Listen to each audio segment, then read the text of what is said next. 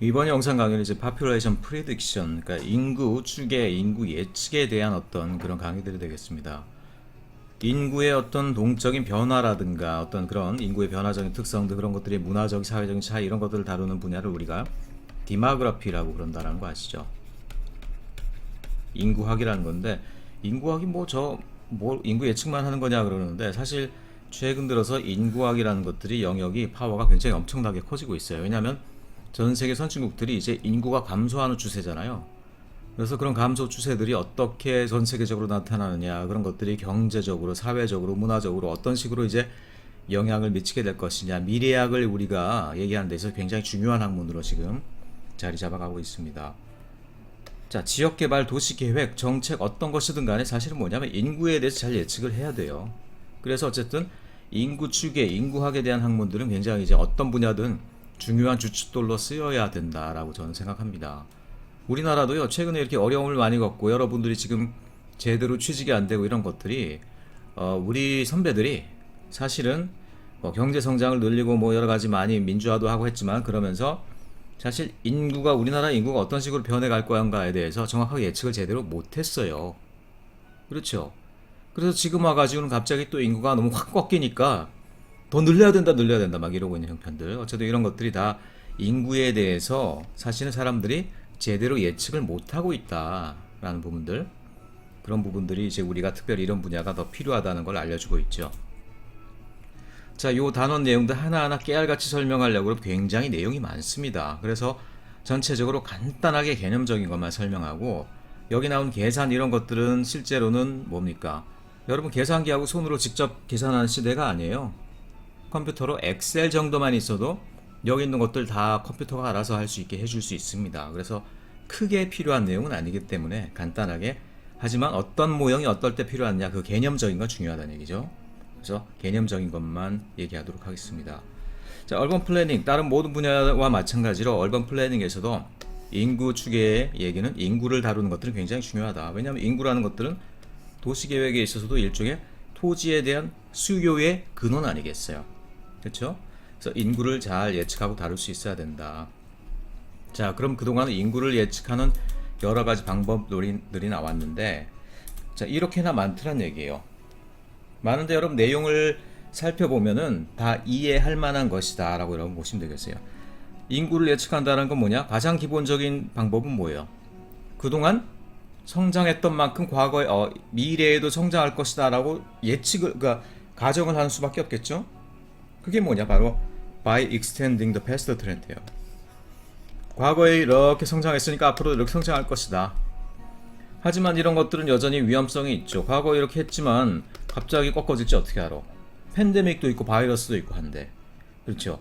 그래서 이런 것들은 안정된 사회를 전제를 하고 있지만 어떤 변동이 일어날지에 대해서는 사실 예측하지 못한 취약성이 있다.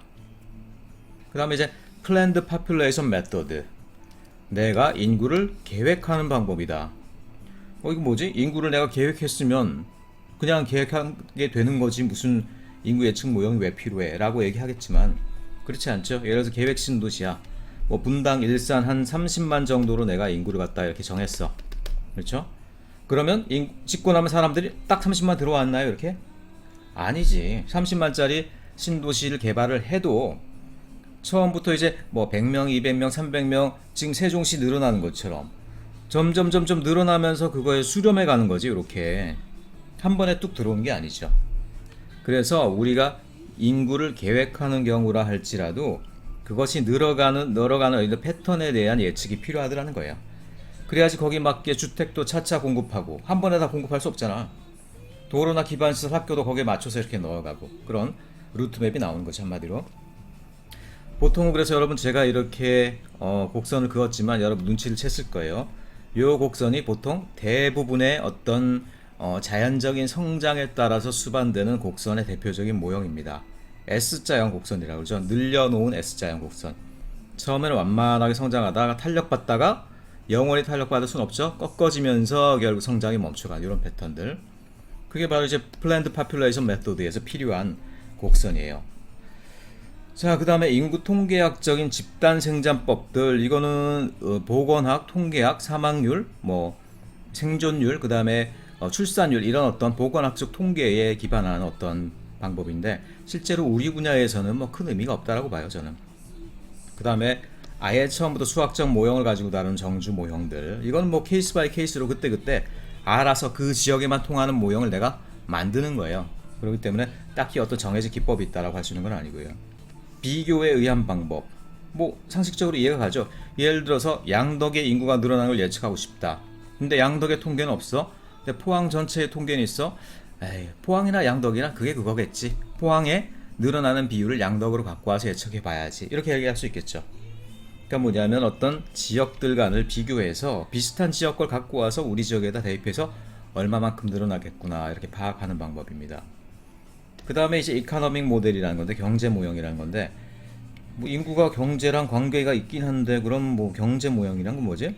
자 이걸 보시면 알겠습니다만 뒤에 보면 투입 산출 모형 뭐 변이 할당 모형 이런 것들 나오는데 굉장히 클래시컬한 경제 성장 모형이에요. 경제 성장 인구 성장이 아니라. 근데 인구 성장이 아니라 경제 성장 모형이 왜 인구 성장에 나타나느냐?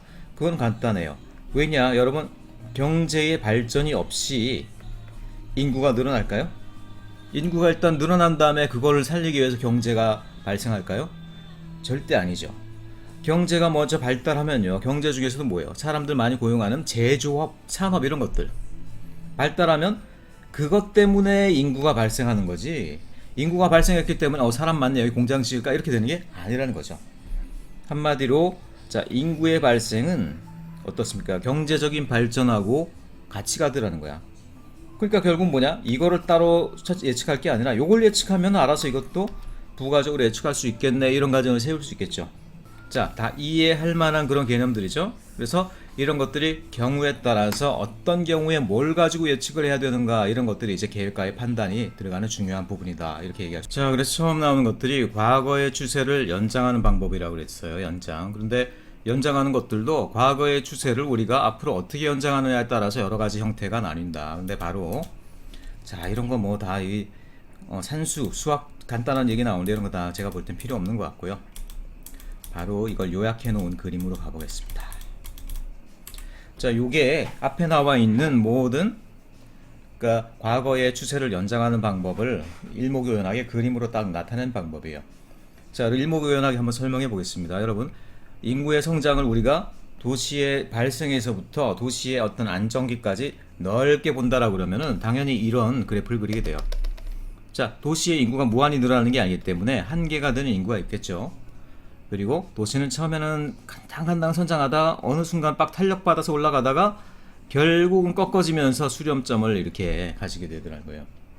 S자형 곡선입니다. 자, 이거는 필연적이에요. 다만 이제 문제는 뭐냐? 우리가 여기서 여기까지 시간이 얼마나 걸릴지는 알 수가 없더라는 거야. 한 도시의 수명이 수백 년이 되기도 하고요. 몇십 년이 되기도 해. 그렇죠. 알 수 없죠. 그리고 신기한 거는 도시도요. 어느 순간은 다 죽어가요. 서울이 600년이에요, 여러분들. 서울이? 아니에요. 서울도 여러 번 죽고 다른 서울로 태어난 거예요. 구한말의 한양은 이미 일제시대가 들어오면서 죽었죠. 일제시대 만든 새로운 어떤 구획정리 사업에 서울은 어떻게 됩니까? 그 뒤에 서울의 강남 개발, 여의도 개발이 이루어지면서 사실 사라져버린 거죠. 그래서 지금 우리가 보는 서울은 세 개의 생활권이 합해져 있는 큰 서울이라는 거예요. 사실은 서울이란 이름은 갖고 있지만 서로 다른 도시라는 거야. 그러니까 도시도 언젠가는 이렇게 어떻게 됩니까? 성장을 멈추고 결국은 소멸하거나 아니면 다른 도시로 넘어가게 되더라는 거예요. 다만 그 시간이 얼마나 걸릴지는 우리는 알 수는 없다. 그래서 이 모형을 가지고 우리가 도시의 인구 성장을 판단하면 좋겠는데 그게 또 불가능히 어려워. 왜냐? 언제 이게 성장 한계점에 도달할지 우리가 알 수가 없기 때문이죠. 로지스틱 모형이 바로 그거 아니에요. 로지스틱 모형은 지수함수적인 부분하고 로그함수적인 부분이 보통 이렇게 합해져 있어요. 그래서 이런 자연 상태의 자연적인 성장 패턴인 S형 커브랑 가장 일치하게 나오게 돼요. 그리고 얘는 어떤 K란 점으로 수렴하는 어떤 한계를 또 만들어줄 수 있는 장점이 있어요. 다만 그런데 이거를 적용하자니 그렇잖아. 우리가 지금 예측하는 도시의 인구가 언제 성장한계에 도달하는지 우리가 알 수가 없단 말이야. 그렇죠? 그래서 요 S자형 곡선의 길이가 이렇게 될지 아니면 이렇게 될지 알 수가 없기 때문에 이거가 대략 이런 패턴이 만든다는 걸 알지만 그걸 가지고 인구 패턴을 추정하기에는 여러 가지 또 불확실한 부분이 굉장히 많다라는 거예요. 자, 그게 아니고 단순하게 나는 그냥 뭐 1차 직선, 제일 단순하게 예측할래? 이렇게 늘어났으면 앞으로도 그렇게 계속 늘어난다고 볼래? 이건 뭡니까?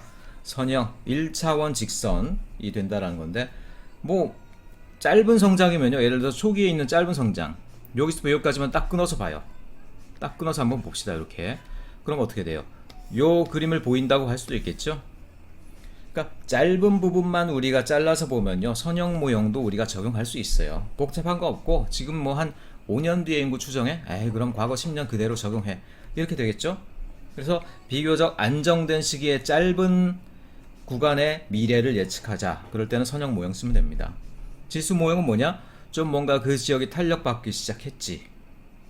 왜냐? 지역이라는 것들이요, 기반시설이 어느 정도 깔리고 사람들이 들어올 만한 매력 요인이 생기면요, 확 지수적으로 성장을 해.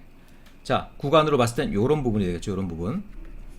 요런 부분 예측하는 데는 그냥 선형으로 예측하기는 너무 밋밋하죠. 그래서 그런 부분에는 계획가가 자기의 판단에 의해서 지수적인, 자, 요게 어느 정도 지수적으로 탄력을 탄 것 같으니까 그 탄력을 그대로 살려서 올라가는 쪽으로 한번 해보자 라고 얘기를 한다는 거예요.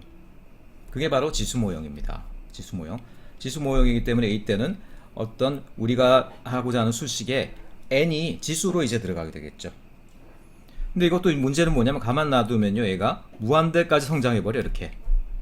그러니까 얘는 너무 먼 미래에다가 적용을 해버리면은 큰일 나요. 이것도 인구가 뭐 100만 1000만 1억 된다 이렇게 나와버린다고. 아닙니다. 얘도 그러기 때문에 어떻게 돼요? 짧은 성장이 이제 막 시작되는, 성장이 탄력을 받은 그 부분에 일시적으로만 적용하는 모델이다 라고 봐야 되겠죠. 자, 그리고 이제 도시에 들어올 사람 다 들어오고 땅도 다 팔릴 만큼 팔리고 더 이상 이제 도시가 늘어날 건 아니고 포화 상태에 왔다. 그럼 요런 정도가 되겠죠. 요런 정도. 그러니까 그런 정도는 당연히 알아서 요런 정도의 모형을 갖고 가야 되더라는 거야. 간단하죠. 이렇게 설명하니까 자, 그 과거의 추세를 연정하는 기법이라는 게 어떤 것들이 알겠죠. 결국은 전체 도시의 라이프 스팬 중에서 우리가 어떤 부분을 다루고 있냐에 따라서 계획가가 알아서 판단할 때 요런 모형 쓸까 저런 모형 쓸까 여러분들이 고민해서 그걸 다뤄줘야 된다는 거죠. 앞으로 다시 돌아와서 선형 모형은 뭐 이런 식으로 표현된다, 덧셈으로 표현되는 거죠. 그리고 탄력받아서 올라가는 이런 부분은, 자, 횟수 n이 이렇게 지수 형태로 올라가야지 이렇게 탄력을 받는 곡선 형태가 된다, 뭐 이런 얘기도 나오고 있고요. 그리고 예를 들어서 차분하게 도시가 성장하는 게 아니라 도시는 어떤 큰 변동으로 성장을 하죠. 예를 들어서 양덕이 우리가 살고 있는데, 양덕이 그냥 사람이 천천히 이렇게 알아서 안정적으로 성장해요? 그렇지 않죠. 갑자기 어떤 학교가 생긴다, 갑자기 산업체가 들어온다, 그러면 그만큼 왕창 늘어나는 거죠. 그러니까 이런 어떤 추세는 아무런 외부적인 요인이 없이 자체적으로 자연적으로만 성장할 때 요걸로 하는 거고요. 외부적인 변동이 있으면 그거 따로 계산해서 갖다 붙여야 돼요. 이렇게. 그래서 소셜 그로트라는 부분을 우리가 이렇게 집어넣겠다라는 거. 그 다음에 이제 지수함수 모형 넘어가 가지고 이제 어떤 특정한 한계로 이렇게 수렴하는 모형들이 있는데, 자, 요런 곡선을 그리는 방법은, 요 모형은 우리 여러 가지가 개발되어 있어요. 그래서 각각 조금씩 다르고 장단점이 있는데, 지수 모형이 이제 아까도 얘기했지만 K라는 어떤 수렴, 성장 한계가 있어서 곡선이 거기로 가까이 갈수록 점점 수렴해가는 이런 형태로 되는 어떤 그런 곡선을 만들기 위한 함수 모형들이 되겠습니다. 그래서 수정 지수 모형은 지수를 갖다 그냥 이렇게 1차로 쓰고요. 그 다음에 뒤에 보면 또 곰페르츠 모형이라는 게 나오는데, 얘는 지수가 또 이중으로 올라가 있죠. 어떤 차이가 있느냐? 그림은 비슷한데 아마도 이렇게 지수가 이중으로 있으면 요 곡선의 민감도를 이렇게 쉽게, 이게 곡선이 굉장히 민감도가 높을 것 같아요. 그래서 지수를 조정함에 따라서 이렇게 곡선이 빨리빨리 이제 바뀌게 되는 아마 그런 특성이 있을 것 같은데, 형태상으로는 차이가 없이 어쨌든 하나의 수렴점 K로 이렇게 나아가는 형태로 만드는 두 가지 방법이라는 겁니다. 다만 이런 것들을 갖다가 우리가 풀기 위해서는 이 상태 그대로는 우리가 풀 수 있는 방법이 없죠. 그렇기 때문에 양쪽에 로그를 취해서 선형 방정식으로 만들어서 푼다, 뭐 이런 정도 내용들이 나와 있습니다. 그 로지스틱 모형은 아까도 얘기했지만 도시 전체의 S자형 성장 및 그리고 안정 패턴을 그린다고 할 때 요런 그래프를 그려줄 수 있으려면 이렇게 희한한 함수밖에 나올 수가 없어요. K는 전체 이제 수렴하는 점, 수용 한계, 수용 용량 한계가 되겠죠. 그 다음에 S자를 늘리기 위해서는 S자를 이렇게 만들기 위해서는 지수가 분모로 가는 형태의 이런 이제 함수가 돼요. 그래서 이런 것들은 뭐 이거 풀기가 어렵죠, 이런 것들은. 그래서 이건 우리가 손으로는 못 풀어요. 손으로 못 풀기 때문에 컴퓨터한테 맡기는데, 컴퓨터도 그럼 어떻게 하느냐, 이 A, B에다가 자기가 알아서 수많은 숫자를 막 1초에도 몇백 개씩 막 넣어본 다음에 답에 가장 근사한 어떤 그 답을 지가 알아 찾아줘요. 그런 것들을 이제 트라이얼 앤드 에러라고 그래요. 그러니까 넣어보고 또 새로 넣어보고 하면서 찾아낸다는 거죠. 통계 프로그램을 이용한다라고 그러면은 이제는 앞에 나오는 모형이고 뭐고 간에 아예 회귀 분석으로 다뤄보는 방법도 있겠죠. 그래서 과거의 추세를 갖다 이렇게 점으로 표현해. 그럼 어떻게 됩니까? 알아서 그걸 해석해주는 1차 곡선, 2차 곡선 뭐 지가 알아서 이렇게 그리죠. 그래서 그걸 가지고 미래의 어떤 점을 우리가 예측해주면 되겠다라는 거야. 그래서 그걸 계산하는 방법 이런 것들이 나오고 있는데, 자, 이런 것들은 뭐 지금은 우리가 손으로 계산하는 게 아니라 엑셀이 알아서 계산하는 거기 때문에 우리가 크게 뭐 신경 쓸 필요는 없다라고 생각됩니다. 또 이거는 아예 지금 지수에다가 아예 우리가 이제 찾아내야 되는 상수를 넣어버리는 바람에 곡선이 굉장히 이제 희한하게 나올 수 있는 어떤 그런 이제 그래프가 되겠어요. 그래서 굉장히 변동이 많고 예측이 불가능한 어떤 그 지점에서 단시간 이내의 어떤 인구를 예측하고자 할 때 쓴다라고 되어 있는데, 실제로 뭐 쓸 수 있는 가능성은 거의 없다라고. 과거 추세를 연장하는 걸 넘어서 이제는 이제 계획 인구로 추정하는 방법이라고 나왔는데, 자, 이것도 앞에 나오는 거 모형과 사실 다를 게 없어요. 무슨 얘기냐면은, 자, 우리가 어떤 신시가지 신도시를 계획했다 그러면은 계획 인구가 예를 들어 30만이다. 계획 인구를 우리가 M이라고 여기서 그러네. 그러면 거기 사람들이 들어와 살면 어쨌든 거기도 어차피 이렇게 형태는 좀 다를지라도 S자형 곡선을 그리면서 성장해 가겠고 결국 M에 도달하겠지. 근데 이렇게 놓고 보면 뭐예요? 결국 그래프 형태는 뭐랑 똑같아? 아까 나왔지만 1 플러스 2의 A 마이너스 BT 분의 K라고 했던 뭡니까? 요거는 로지스틱 커브였죠? 그거랑 다를 게 없지. 다를 게 없다 보니까 어떻게 돼요? 결국 K가 M으로 바뀌었다 뿐이지 결국 그래프의 함수 형태도 똑같네.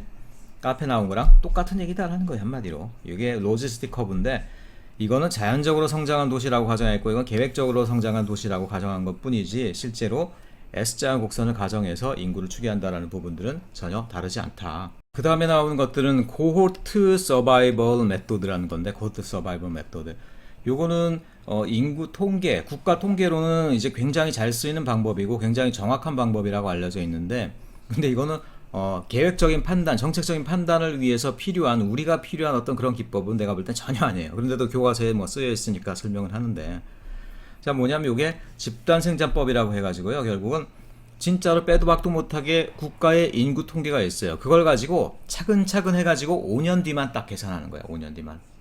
무슨 얘기냐? 일단은 국가는 인구 센서스라는 걸 하고 있죠. 인구 센서스라는 거 별게 아니에요. 어떤 특정 시점의 인구는 원래 있었던 인구에서 그동안 태어난 사람, 버트죠, 버트를 더하고 돌아가신 분들을 빼고 어쩌다가 들어온 분들, 외지에서 이제 외국인들, 뭐 우리 이주민들 그런 분들 더하고 그런 정도라는 거예요. 그러니까 결국 뭐냐? 5년 뒤에 태어나는 사람, 자, 이건 뭘로 우리가 알 수 있어요? 출산율로 알 수 있죠. 출산율. 출산율이라는 건 보건상의 통계 아니에요. 그렇죠? 그리고 사망률. 사망률도 보건상의 통계죠. 그럼 결국 보건상의 통계를 이용해서 대략 5년 뒤를 우리가 인구를 예측할 수 있잖아. 그래서 그걸 통계로 해서 뭐 5년 뒤, 좀 더 해보자면 뭐 10년 뒤, 15년 뒤, 뭐 이런 것도 가능하겠죠. 이제 나중에 이거는 표를 보고 설명할 수 있도록 하겠습니다. 자, 그 다음에 나오는 건 아까도 얘기했지만 그때 그 세틀먼트 하면 정주지, 어떤 사람이 살고 있는 지역이죠. 사람이 거기 사는 것들은 여러 가지 요인이 있어요. 고용뿐 아니라 생활환경, 자연환경, 인문환경 또는 뭐 사람들 간의 관계 등등 우리가 생각하지 못하는 굉장히 복잡한 사실은 이유가 있죠. 그래서 그 내막을 조금 들여다보고 그 내막을 변수화해서 하나의 어떤 함수를 만들어 보자라는 거예요. 그렇기 때문에 이거는 일반적인 방법이 아니라 어떤 한 지역에만 적용되는 특수한 함수를 개발하는 데 있다라는 것이죠. 이제 비교 방법이라는 겁니다. 비교 방법. 비교 방법이라는 거는 내가 지금 한 지역의 인구를 추계하는데 이거를 추계할 만한 과거 통계가 없어. 또는 과거 통계가 뭐 제대로 안 돼 있어. 그러면 다른 지역의 통계를 갖고 와서 이 지역의 미래를 예측해 볼 수 있을까? 가능하겠죠. 그 다른 지역이 이 지역이랑 resemblance, 그러니까 유사성이 있다라는 전제가 있으면 가능하겠죠. 어떤 경우에 그래요? 예를 들어서 보세요. 자, A라는 지역이 있다. A라는 지역의 성장을 예측하고 싶어. 근데 A라는 지역에 통계가 없어. 하지만 B라는 전체 지역, A를 둘러싸고 있는 전체 지역에 대한 통계는 있어. 그럼 어떻게 됩니까? B라는 지역의 성장 추세를 그 내부에 있는 A 지역의 성장 추세로 그대로 갖고 오면 되겠죠. 왜냐하면 비율의 문제니까, 비율. 딴 게 아니라, 그래서 B는 1000명인데 한 1500명으로 이렇게 뭐 5년 내에 성장을 했어. 그럼 A는 지금 100명인데 그러면은 5년 뒤에는 얼마? 한 뭐 절반 정도가 는다라고 해서 150명으로 성장한다, 이렇게 그냥 보면 되는 거 아니겠어요? 그런 간단한 어떤 비율을 전체에서 갖고 오는 경우도 있고요. 그게 아니고 이 경우는, 자, A라는 지역을 예측하고 싶은데 A랑 굉장히 유사성이 있는 C라는 지역이 있어요. resemblance가 있다. 두 지역 간의 resemblance. 그럼 어떻게 돼요? 그리고 C는 이미 완성되어 있는 통계 추세가 있어. 다만 C랑 A는 인구 규모가 달라. 하지만 성장하는 비율은 같다고 예정할 수 있겠지? 그렇게 된다라 그러면, 자, C의 요 늘어나는 추세를 갖다가 A에도 갖고 와서 A는 요 정도까지밖에 없는데 앞으로도 그럼 C처럼 요렇게 성장하겠구나, 요렇게 비율을 갖고 와서 예측할 수 있겠죠.